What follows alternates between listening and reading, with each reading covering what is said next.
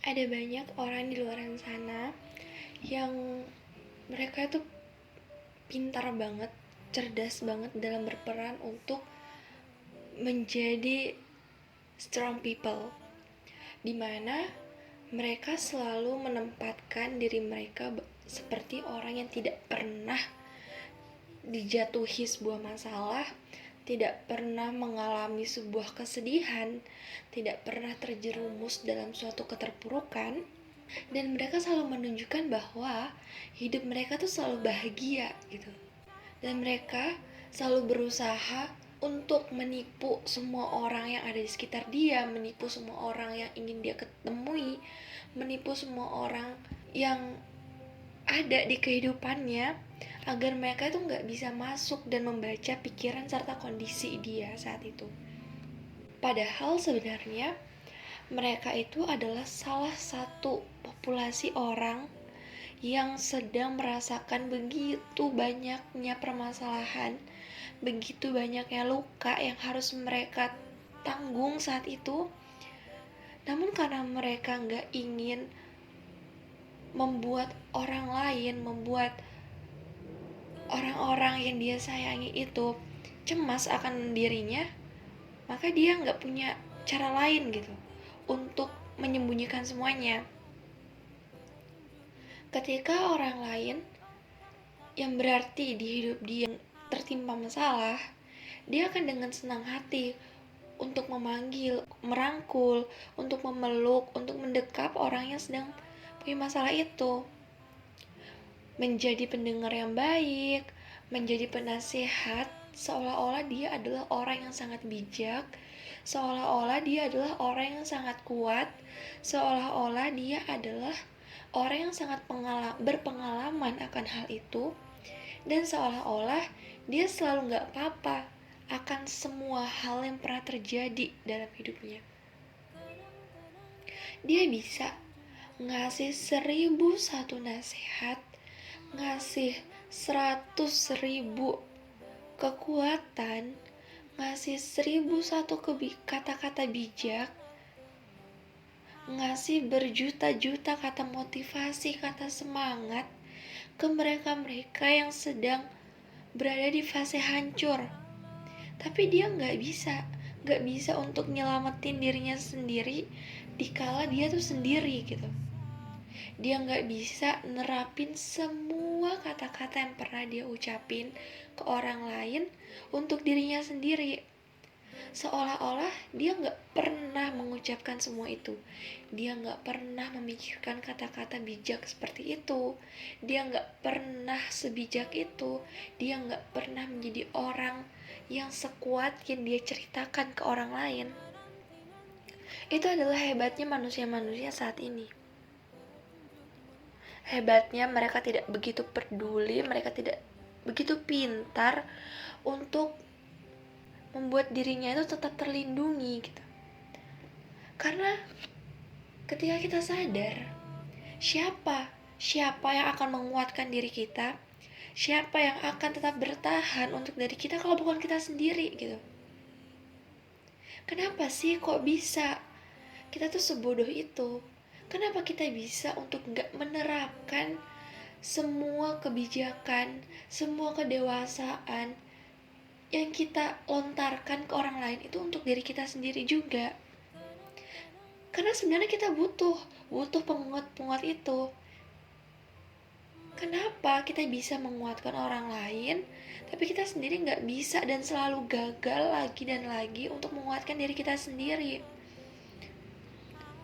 Dan seolah selalu saja berakting di depan halayak ramai bahwa kita tuh gak pernah tertimpa masalah, kita gak pernah sedih, kita gak pernah nangis sama sekali.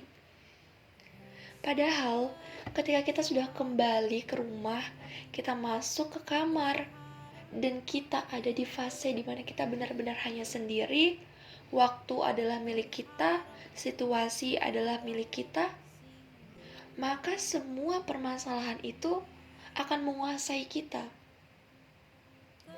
Bahagia yang sudah tercipta di luar, bahagia yang sudah tercipta 5 menit sebelumnya, itu akan hilang tersapu rata dengan semua permasalahan yang sedang kamu tutupi tadinya.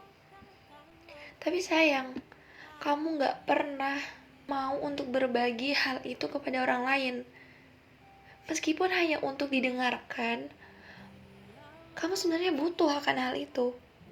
Kamu gak bisa seolah-olah kuat, seolah-olah bisa menampungnya semua seorang diri, tanpa harus ada yang mengetahui bagaimana kondisi kamu saat itu.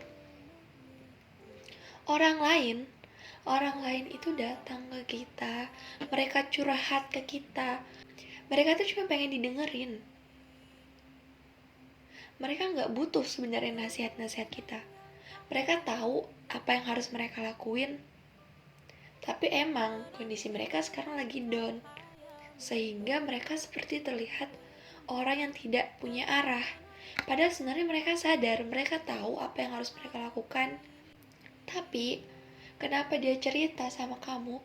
Ya karena dia butuh tempat untuk melampiaskan, untuk meluapkan semua amarahnya, semua kesedihannya, semua kekecewaannya. Karena dengan dia cerita, dia akan merasa akan sedikit teringankan. Sedangkan kamu selalu saja seolah angkuh kalau kamu bisa melewati semuanya sendiri tanpa bercerita ke orang lain. Kamu tahu, kamu melakukan seperti ini, itu kamu sedang menjerumuskan diri kamu ke dalam depresi yang sangat akan berbahaya untuk mental kamu nantinya. Gak salah kok untuk cerita, untuk sharing sama orang lain.